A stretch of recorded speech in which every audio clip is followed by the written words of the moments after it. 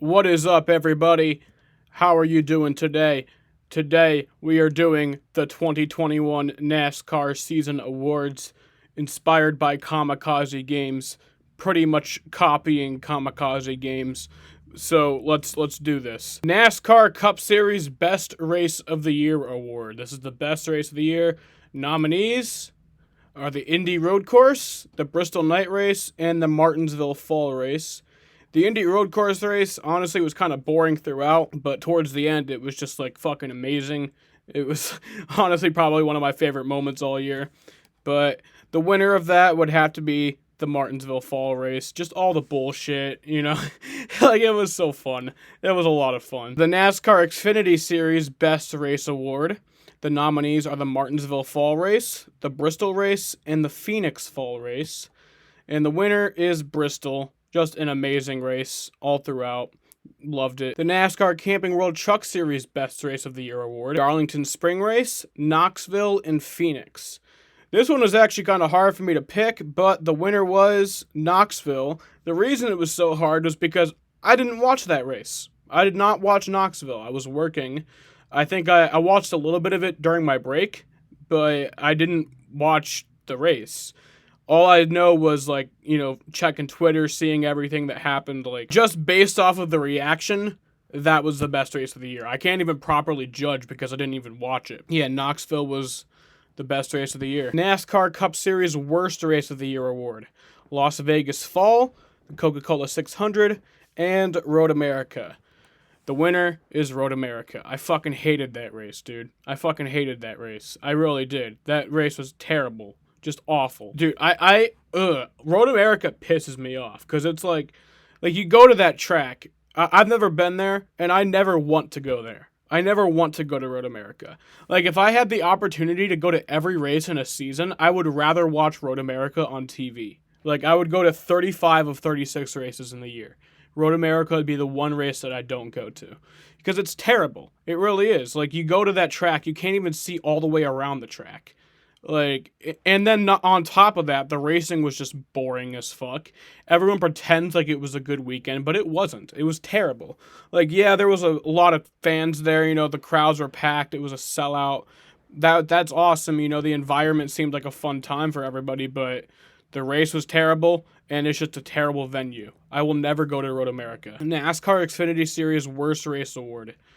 Nominees are Martinsville Spring Race, Mid-Ohio, and Talladega Spring Race. And the winner would be Talladega Spring. Yeah, I think the only cautions in that one were the stages, like a competition caution, and then like one big crash.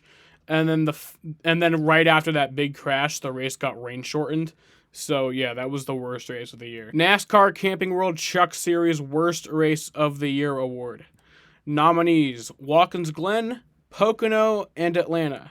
The winner was Atlanta, because that race was just terrible. I think the only cautions in that race were the stage cautions. And then Kyle Busch won, which, I mean, yeah, Kyle Busch is my favorite, but when Kyle Busch wins a race in the lower series, it's usually a pretty bad race. Hey, I don't mind Kyle Busch running in the lower series. I just kind of don't like it also because it makes the races more boring, because he's just goes out there and dominates all those races, so it's just kind of boring. NASCAR Cup Series Most Disappointing Race Award.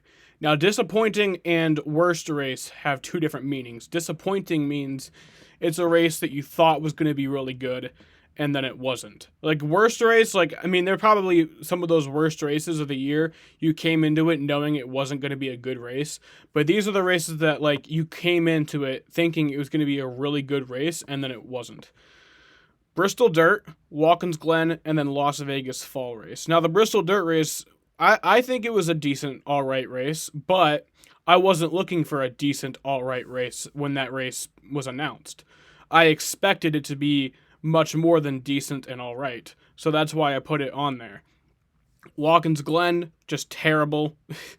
And then the Las Vegas Fall Race. The reason I put that on there, you might be like confused because it's a 1.5-mile track, but the Las Vegas Fall Race recently has actually been pretty exciting. I think it's been a pretty good race the last few years, so that's why I put that on there. And then it was pretty boring this year. But the winner of that would be Bristol Dirt, because, like I said, it wasn't a terrible race, like I said, but, you know, the first dirt race in how many years? 50 years, I think it was. You expect it to be a lot more exciting than, a decent race. And that's all it was. It was a mediocre race. NASCAR Xfinity Series Most Disappointing Race of the Year award. Martinsville Spring, Talladega Spring, and Talladega Fall. And my winner for that would be the Talladega Spring race because, honestly, I just wanted to see a finish. I just wanted that race to go green. I wasn't even asking for them to not rain shorten the race. I was just asking them to do one more restart. And they couldn't even do that. So, yeah, Talladega Spring Race was the most disappointing race of the year, especially since it's Talladega. It's supposed to be a fun, exciting race. There's supposed to be a lot of shit that happens, and it just didn't. NASCAR Camping World Truck Series Most Disappointing Race Award. The nominees for that are COTA, Watkins Glen, and Nashville. Nashville, I remember that being a pretty boring race. Watkins Glen was just stupid, and COTA wins because the COTA race, I think the only two cautions for that one also were just the stage cautions. There might have been like one other caution, but I think those were the only two cautions were the stages. So yeah, COTA. NASCAR Cup Series Best Finish. The nominees are the Daytona 500, the Martinsville Fall Race, and the first Pocono race, the Saturday race. And the winner for that is Pocono. Yes, Kyle Larson just like leading, coming to the final lap. Coming around the track, looking like he's got an easy win in the book, going to be 4 wins in a row, and then all of a sudden just slams right into the wall. That's a lot of fun. The Martinsville Fall Race I think that's like third place on this list. It just wasn't that, it wasn't all that. It was awesome, it really was, but it wasn't like the other two. The Martinsville Fall Race, I think of that as like, wow, what if there was one more lap? If there was one more lap in that race, that would have been a lot more exciting. The Daytona 500 finish was just also insane. We all love that. The huge fiery crash, pretty gnarly shit. And then Michael McDowell just somehow winning the Daytona 500. And not to mention me being crossfaded as fuck when that happened. That was a lot more exciting. NASCAR Xfinity Series Best Finish. Nominees: Bristol, the Phoenix Fall Race, and the Daytona Summer Race. So all three of these are photo finishes. The Bristol race was AJ Allmendinger and Austin Cindric coming for the win, and then they wrecked. And then the Phoenix Fall Race was Daniel Hemrick and Cindric having a photo finish, and then the Daytona Summer Race was Justin Haley winning in a photo finish. I don't even remember who he beat. I just remember that he won. The Daytona Summer Race, that race I was actually at work in the bathroom. I saw that the race had like 2 laps to go, and I was like, all right, I'm going to the bathroom. And I watched the final 2 laps of that in the bathroom. And as you guys know, Justin Haley is my favorite driver in the Xfinity Series. So when he won, I just let out a big, fuck yeah, woo! And I was like, oh wait, I'm at work. I can't do that. The winner of that, though, is Bristol. Honestly, this might be a take you guys might not agree with, but I think that's the best finish of all time. I really do. I think that's like the greatest NASCAR finish ever. I watched that replay of that like 30 times the next day just because it was so awesome. Greatest finish ever. Just amazing. NASCAR Camping World Truck Series Best Finish. The nominees are Talladega, Daytona, and Martinsville. And the winner of that is Talladega. Tate Fogelman also wrecking while winning. That's insane. They fucked him, though. He won that race. He got his first career win, and then they didn't even interview him. If I was the CEO of NASCAR and I got to make all the rules, I would be like, you have to interview the winner on TV. I don't care how much time we are over on our broadcast time. You have to interview the winner. I just simply would not allow for a TV contract that didn't allow us to interview the winner if we went into overtime or the coverage went over. You have to show the fucking winner, dude. You have to interview the winner. The Most Angry Moment Award. The moment that pissed me off the most. The nominees are the Kyle Busch rain crash, the Bristol dirt non-competitive pit stops, which just fucking pissed me off, dude. I hate those non-competitive pit stops at any track, in any series. You have to do full, real, live pit stops. I don't care what the situation is. I don't care what kind of track we're racing at. If we cannot do the full, live pit stops, then don't even run the race. I'm serious. If we cannot do live pit stops, even under caution, if we cannot do those, then don't even race there. I'm dead serious. And then the Austin Cindric Pocono win. And the winner of that would be the Kyle Busch rain crash. The reason I was so pissed off about the Austin Cindric Pocono win was because I was there and I hate Cindric. So having to see that was just terrible. Honestly, that probably would be my biggest pissed off moment of the year if Kyle Busch didn't win later that day. Like, if I had to see Austin Cindric win and then didn't even get, like, my payment, my proper compensation for that, I would have been pissed, yeah. Kyle Busch had to win that race that day just to even make it a good day. But yeah, the Kyle Busch rain crash pissed me off more than anything. Like, I was screaming during that. I remember I didn't even want to stream after that. I was streaming during that race, and I didn't even want to stream anymore. I remember I texted my dad just, like, raging about the situation. My dad wasn't even watching the race. He was at work. I don't even know why I texted him. I was just like, this fucking bullshit, dude.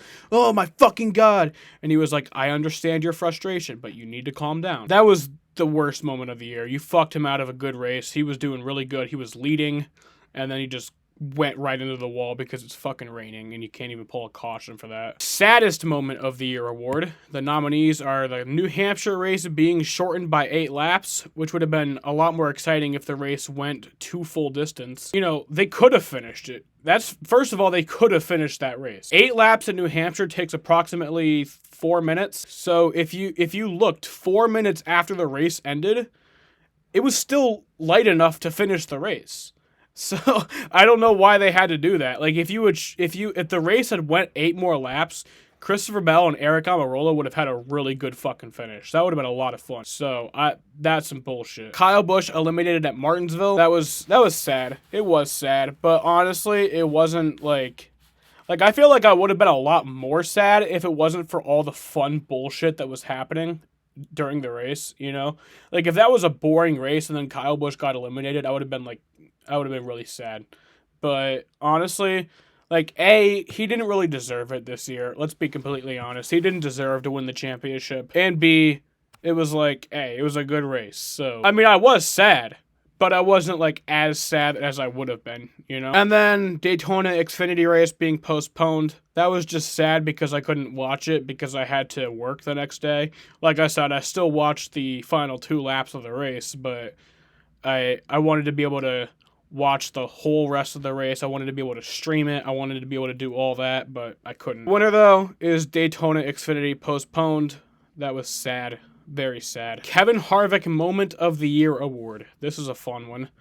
The nominees are keeping his helmet on while Chase Elliott puts him in his place. Yeah, Chase Elliott was totally in the right in that situation. Dude, Kevin Harvick, he was like, man, talking to Chase Elliott's like talking to a 9-year-old. It's like, no, it's not. You're talking to you is like talking to a 9-year-old. Literally every time Harvick gets into like a situation with somebody, he just keeps his helmet on. I can think of like 5 different situations where he's kept his helmet on. Not winning all year, that was pretty funny.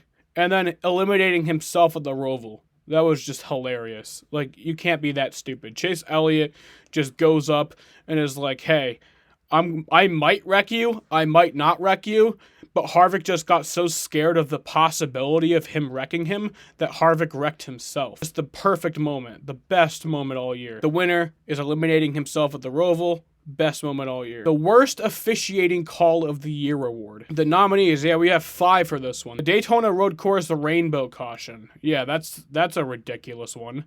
Like, what the fuck?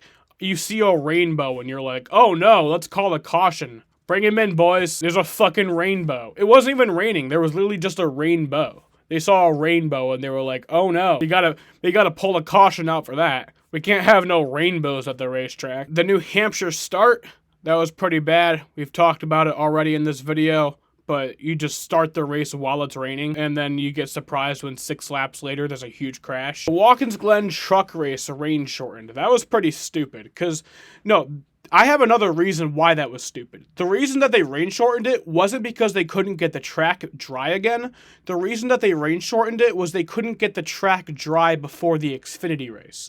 The Xfinity race is supposed to happen in like 2 hours or some shit like that. They were able to get the track dry. Well, it didn't even need to be dry because there was like, they had the rain tires, but like they could have finished that race, but they just made the conscious decision not to because the Xfinity race was in an hour. It's like you could have just like, started the Xfinity race later, you fucking dumbasses. Or put the truck race the day before.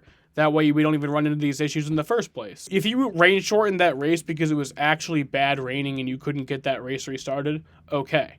But you just called that race just because you were, like, of scheduling conflicts. Like, how about you fix your scheduling conflicts and then we won't run into these issues? Oh, another scheduling conflict. Starting in October Talladega race at almost 4 p.m.